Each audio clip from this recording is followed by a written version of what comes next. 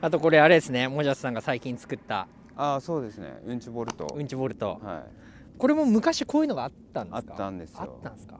でもやっぱこういうちっちゃいパーツってはい単体で出てくるのってほぼないから。ああ、そうですよね。だからやっぱボスとかが仕入れてる車両とかについてたりとかしててっていう感じですよね。もうなんかゼロから1から作ったって感じなんですか？もちろんです。すごいな。鉄の棒からもう削り出しで。へえ。まあ鋳物とかだと簡単だと思うんですけど、はいやっぱ鉄の方が錆びたりもするから味出るじゃないですか。そうっすよね。まあ本物つけてたんですよ。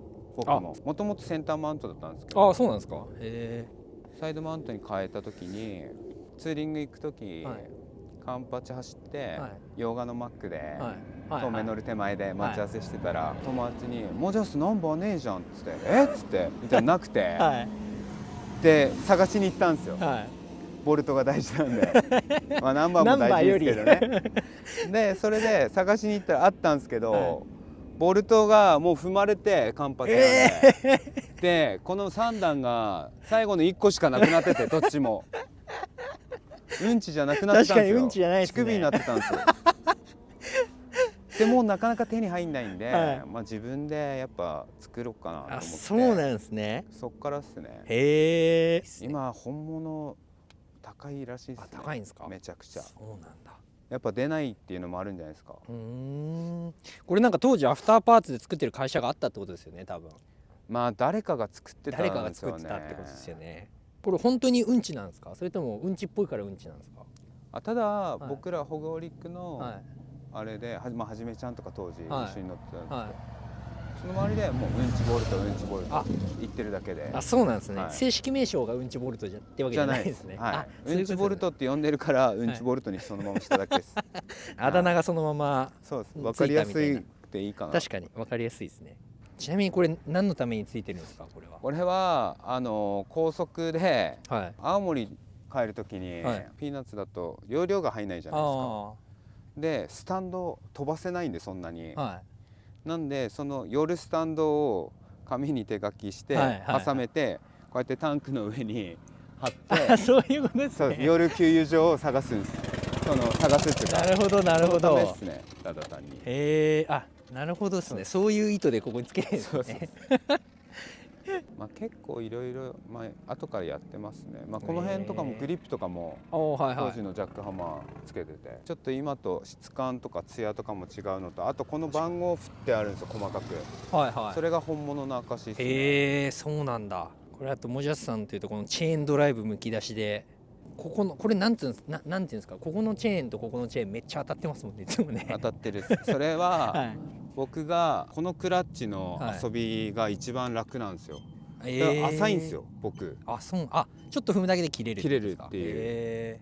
僕それが一番乗りやすくて、で調整してったらこうなっちゃうんですよ。なるほど。だから当たっちゃうんですよね。当たってどっちも削れないんですか？削れないですね。意外と大丈夫ですか？やっぱこんだけオイルついてたら循環されてるのかもしれないです。ああ、なるほど。これこれなんですか？シフトです。シフトですか？はい。マジっすか？シフトレバー。すごいなこれ。短い方が俺はかっこいいと思ってるんで。もうできる限り短くしてもらって。一番短いです、今まで見た中で。そう短ければ短いほどやっぱかっこいい。まあそうですよね、チョッパーとしてはね。僕の美学でやってますけど。すげえなこれ。あとこのイグニッションとかももともとまあこのなんだろうバイクにはこういう風についてたんですけど、まあこれも本物に変えて、でちょっと赤残ってるんで、まあバイクに合うかなと思って知り合いに譲ってもらって。これもともとはじゃああれですか、純正でいうとここについてるようのを持ってきたってことなんだ。タンクのとこについてるやつを持ってきて、あと細かいこと言うと、まあプラグのこのコードの取り回しとかもいろいろ勉強つかいろいろ見て、どういう取り回しがかっこいいのかなとかっていうのは見てやってます。だから長ければ長い方がこっちはかっこいいとか、無駄な分あんまピッってなってるのよりは遊びがある方がかっこいいなっていうの。確かにちょっとたわんでますもんね。まああとメーター取るとことかもコインナットとかつけて、まあちょっともうオイルで見えなくなっちゃってるんですけどすごいっすねオイル。あとはホイールっすね。ホイールがはいちっちゃいからよく言われますね。確かにフロントは18ですか？ 18です。18確かに珍しいのな。イングランドリムっすね。2.25 っすね。へえ。あんまないんじゃないですかね。あ、そうなんですか。結構メイドインジャパンとかになるとリムが太くなるんですよ。ちっちゃい系へーでも。でイングランドはやっぱ細いんですよね。じゃあタンクもワッセルだし結構イギリス要素はあるんですね。意外と。そうですね。やっぱイングランドのものってかっこいいっすよ。あ、そうですか。後ろは16ですか16です。？16ですか。18もすっきりしててちょっと都会っぽい感じですけど、まあ、僕は16のちょっと重い感じでどんくさい感じが好きなんで。いや、かっこいいですよね。重厚感あって。18も入れたことあるんですけどね、まあ、あとこういうプレイボーイとかはボスからアメリカのお土産で。あ、そうなんだ。あとこのミラーとかもベーツ。あ、ベーツなんですか。そうです。これはクーティーってはいもともとブランドあるんですけど、はい。まあ、クーティーっていうかボンズ&ボルトっていうブランドがあってそこの哲さんって人がいるんですよ。もともとクーティーのデザイナーなんですけど、はい。でその人がくれたんですよね。へえ。これがベーツのロング欲しくて。あ、めっちゃいいものもらいましたね。そう、まあ死んじゃったんですけどね。あ、そうなんですか。形見っすね。これはじゃあ大事なやつですね、はいめちゃくちゃ。こういうミラーのクランプとかもシールドクランプのやつ使って。ストーリーが詰まったバイクっすよね。まあ思い出いっぱいあれですね。そうですよね。まあやっぱハーレーって身分とか、うん、職業とかもそうだしそういうのも年齢もそうだし、うん、全部関係なくいろんな人とつながれる、一つのやっぱ趣味って言ったらいいんですかね。そうですよね。だから面白いですよね。面白いですね。あと、まあ、やっぱ年寄りが懐かしいって言うんですよ。本当かなって思うんですけどねでも面白いのが僕これ乗ってた時に、前に原チャリ乗ってるおばちゃんがいて、はい、でそのおばちゃんがやたら見てるんですよ。はい、まあ、信号待ちで俺に話しかけてきて「鑑識クラッチ」って言うんですよ。で「なんで?」っつって「知ってんの?」っつったら「何ナックルパン?」って言うんですよ。っつって「これナックルだよ」っつって「なんで詳しいの?」っつったら「いや私昔そういうバイク乗りが集まる店で働いてたの」っつって「はい、っつって横浜の、それはどこかわかんないですけど、でもおばちゃんにナックルかパンって聞かれた時はびっくりしたっすね。感動しますよねそれね。なんかって思う知ってんだすごいな。でもそういう風に話しかけてもらえるのは嬉しいっすね。確かにこれ乗ってなかったらそんなことないですもんね。バイク今何台持ってるんですか？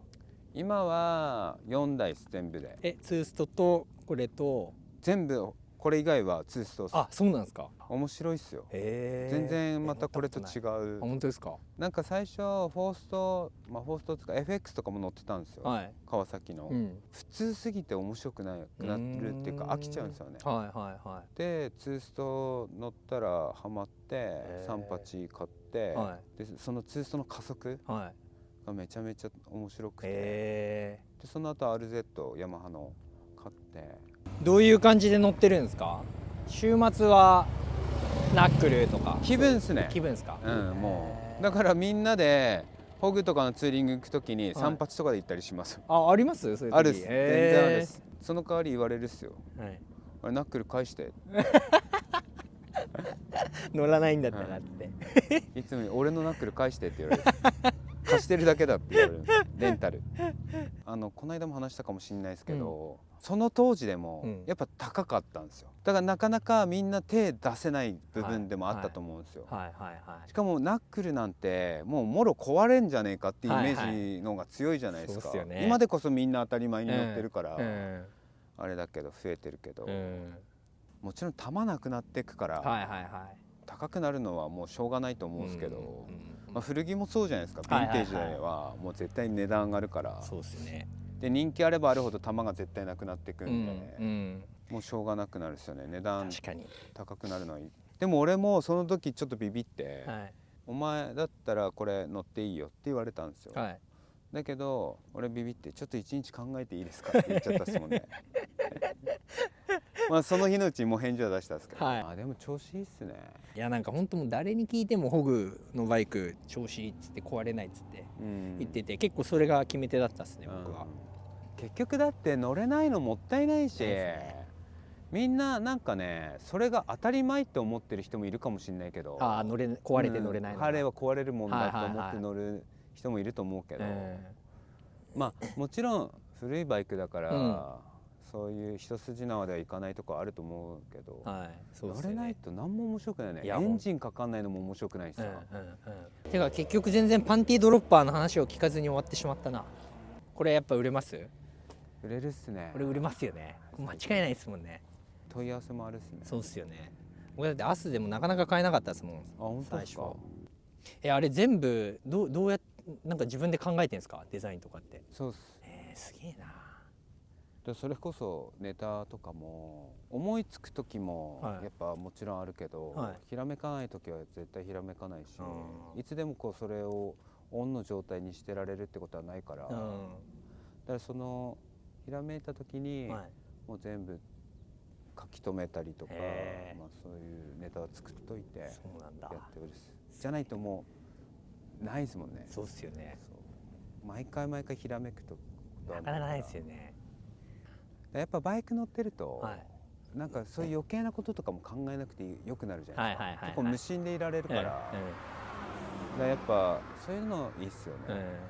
じゃあ一旦そんなところで車両紹介はここまでということで、ありがとうございます。いいえ、ありがとうございます。